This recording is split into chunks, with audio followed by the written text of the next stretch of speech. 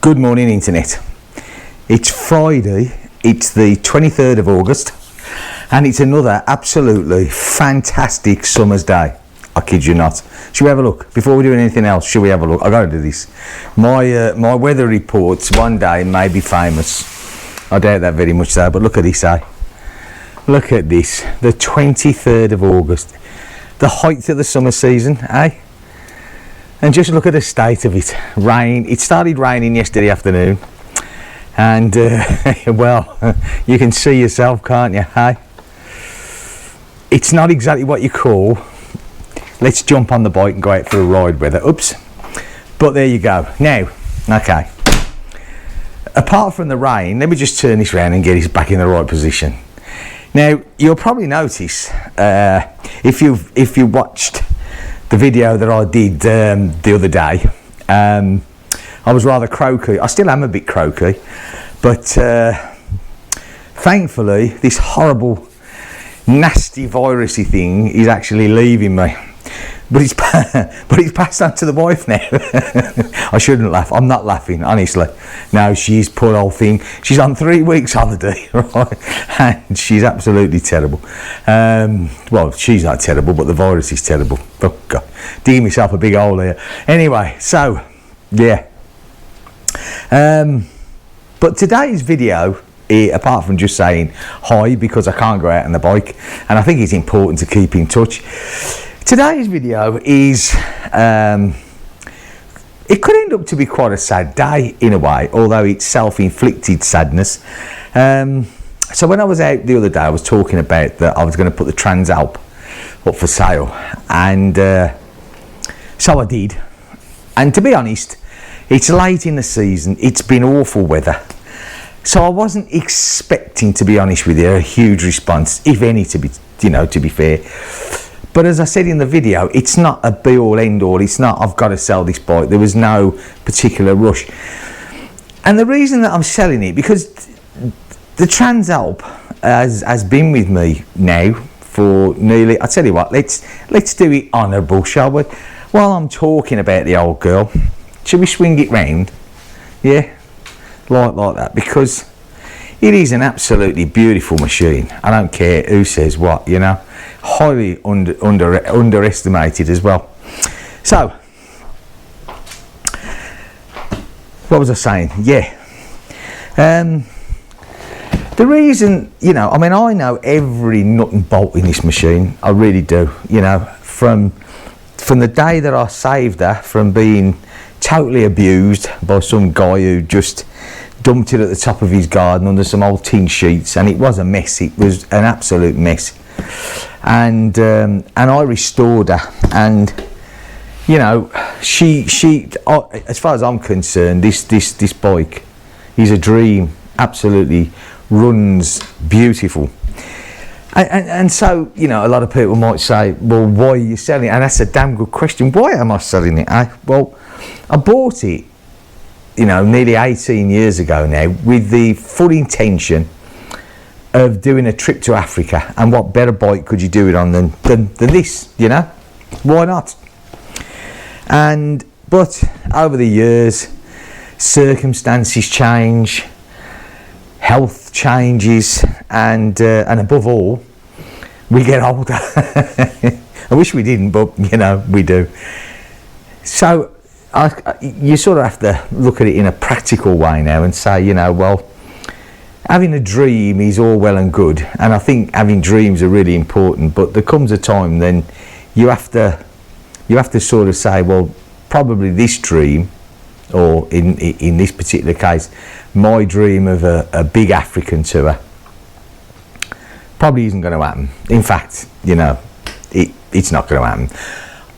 I'll never say, oh, I couldn't go over to Morocco and stick on a bit of tarmac at the top of Morocco and all that, but again, that probably wouldn't happen when there are beautiful places in France where I live, Switzerland, Germany, Austria, Belgium, Denmark, it goes on and on, doesn't it? There is beautiful places to ride, and I'm not saying Africa's not beautiful, but you know, you got the hassle of getting there, and yeah, okay, I know it's not in today's age, it's not a huge hassle, but you know, it's not going to happen. So anyway, so I thought, okay, I'm going to sell the old girl to probably someone that maybe wants to do what this bike was intended for, a bit of, you know, a bit of off-roading, not huge off-roading with these, but she'll do the trails and that sort of thing. Or maybe someone else has got the dream of the African tour.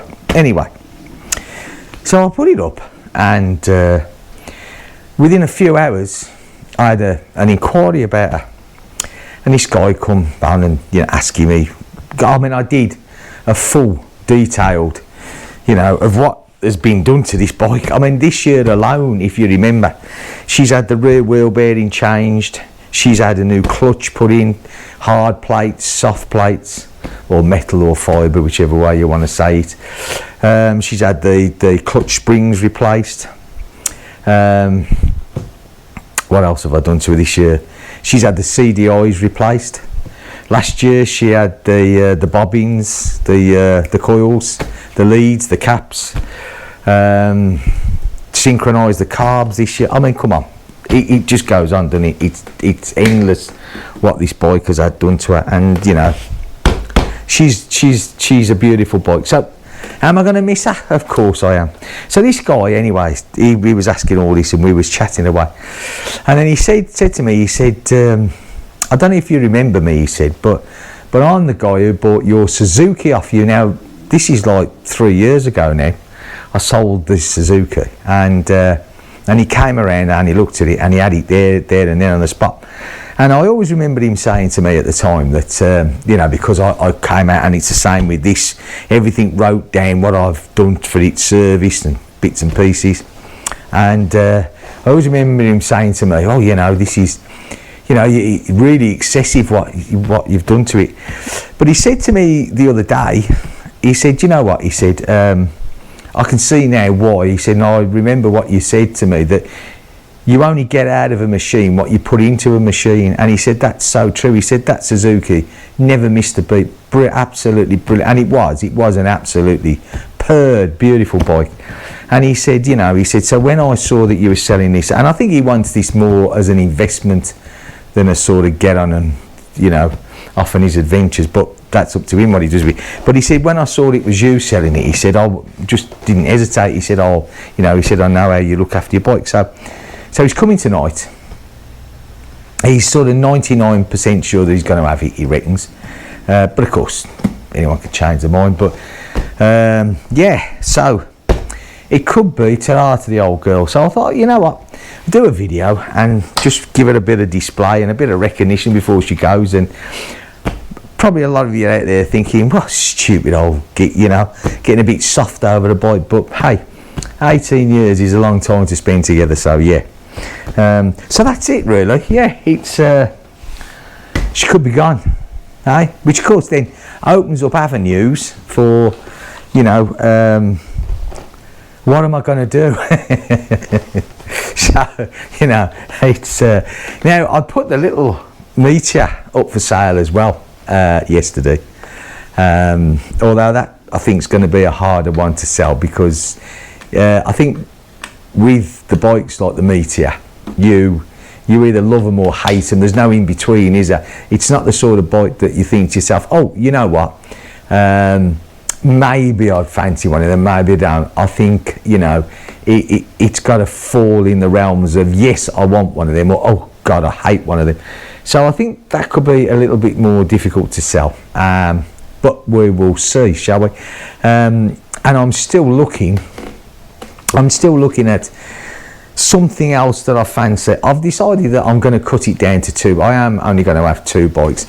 The Himalayan will be staying. There's no two ways about that. And talking about the Himalayan, let me just bring the camera over here a bit, right? Because I think on my croaky ride the other day, let me just put it there, because I think there you can probably see it. Right, so do you remember I said I put this seat cover on? Yeah, this. Now, I'm not a big lover of seat covers. I don't particularly like it. But this actually stands proud from the seat. See? You know, you've got to, okay? Obviously when you sat on it, it doesn't, you know, it's not that strong, especially with my backside on it, but still. Right, so, but this stuff still gives you the ability to get an airflow under. But what it did for me, and what I absolutely loved, was it stopped this sliding forward. These bikes are comfortable. I've never said that the Himalayan is an uncomfortable bike, because I think it is, but it is a pain in that, well, it's a pain in the nuts, to put it mildly, because you're sliding forward straight against this tank here. But this stopped that. Where you sit is where you stay, and that made a difference. Now I've got to be honest and say, like I said, this was from AliExpress, and I think it was about €7 and free postage. So do you know what, if this lasted me 12 months and I threw it away and I bought another one, that wouldn't upset me, you know. But I think it's going to last longer than that. I do, honestly. So yeah, I think it's well worth the money. So if you've got a Himalayan and you're sliding backwards and forwards and you don't want to be, have a look for this one. There's loads on there. There is absolutely loads. I did have another sort. Let me just show you. I had. I'm going to walk around this way a minute, and I'll show you this other one that I had. There's me saying what I have got, and I'm not in front of the camera yet. I had this, look, yeah. One of these, yeah. Now, I've had this for some time. You know, I've had it on the Transalp, I've had it on the Himalayan. The only trouble is with this, and it does the same thing, look, you've got that honeycomb effect. But I couldn't get comfortable on it. I mean, it's great, it stops you sliding, you know. Again, I think when I bought this, which was probably about 4 or 5 years ago now, I think I paid about €8-9 for this. Again, AliExpress, and I've used it loads, and it's brilliant in condition, but I couldn't get comfortable on it. Yeah, it just didn't feel right. So there you go. Right, so let's turn the camera back round again. So that really is the thing now with the, just push up a little bit. There you go. Maybe a bit too much, eh? Right, so that's it really. She could be gone tonight, and if she goes, like I said, really depending on what happens to the little meteor, is what bike am I going to have to complement the Himalayan? Because the Himalayan, as I said the other day in the video, is the load it up, throw the camping gear on if it ever stops raining, which doesn't look too good. Certainly, I think this year's well gone.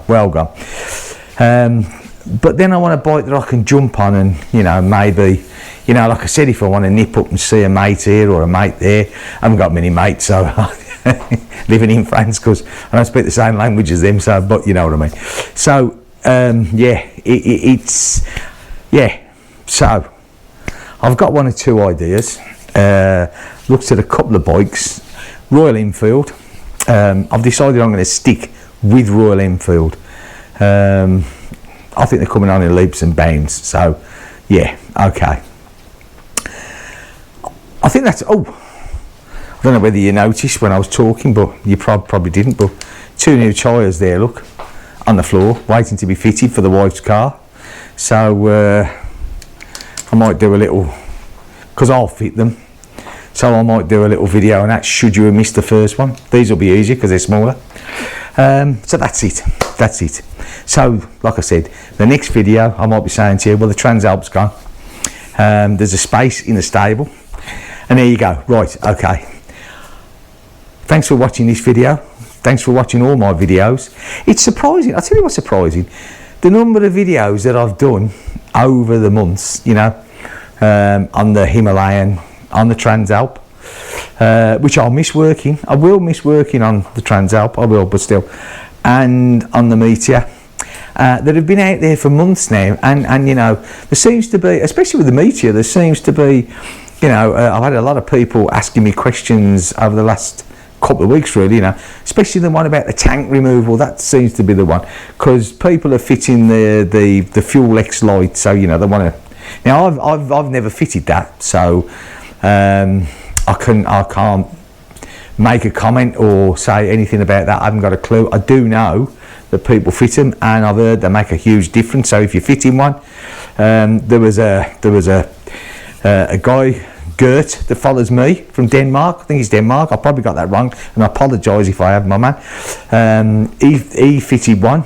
He watched my video. He took the tank off. I'm glad I could have been of assistance to you, and I hope your Fuel X Lite, I hope it really does what you want it to do, and plenty of unfettered bike. Anyway, right, so ride safe, everyone. I hope the weather where you are is better than me, and I always say that because, well, I just hope it is. So thanks for watching. Give us a thumbs up if you liked it. Drop us a line on a comment. Always good to talk. And of course, if you're watching for the first time, or maybe you've come back and you're not subscribed, it would be lovely if you was. Don't forget, it doesn't cost nothing to subscribe.